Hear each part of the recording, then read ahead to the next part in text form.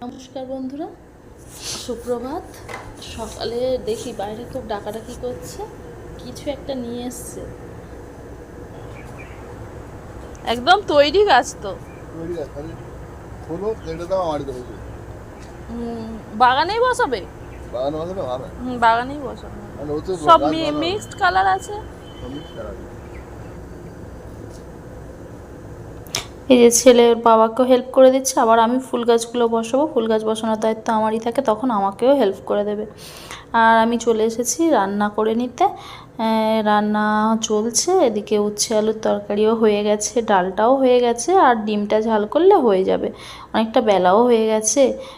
আর ছুটির দিন, ওই ছেলেটা কিছুতেই চুল কাটতে চাইবে না, সেলুনে গিয়ে তো নয়, তাই বাড়িতেই ওই দাদাকে ডেকে নিই চুল কাটিয়ে দেওয়ার জন্য। আজ তো দাদা এসেছে, চুলটা অনেক বড় হয়ে গেছিলো। আর এখানে